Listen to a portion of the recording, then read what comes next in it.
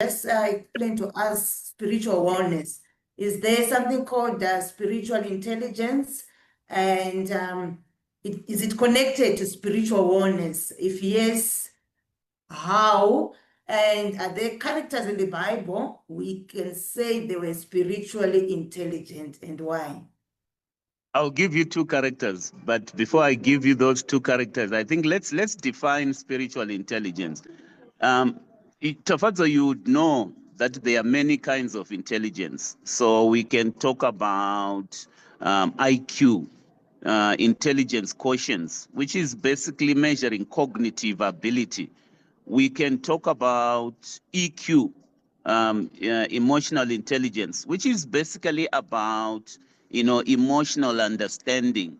But I think even researchers have begun to talk about spiritual intelligence. Some people would refer to it as the spiritual quotient, SQ. In my mind, SQ is the ability to apply your spiritual values, your spiritual principles, your spiritual insights in life situations in a way that will guide you to make wise decisions, in a way that will guide you to build resilience in your life, and also to give meaning to life. So you asked me, is there a connection between the two? I think there is a connection between the two. Spiritual wellness is our goal. We want to be spiritually well.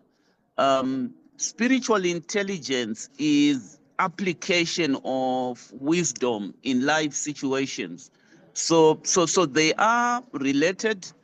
The one thing that I would want to add, particularly to a Christian audience, is that my understanding and the way I read the Bible, and this is my own reading of the Bible, I don't think spiritual intelligence can be self-derived. In other words, you can derive your own intelligence. I think spiritual intelligence is rooted and guided by the Holy Spirit. And I think one of the emphasis of receiving the Holy Spirit in my mind, apart from producing the fruits of the Spirit, is to enable us to be spiritually wise for salvation.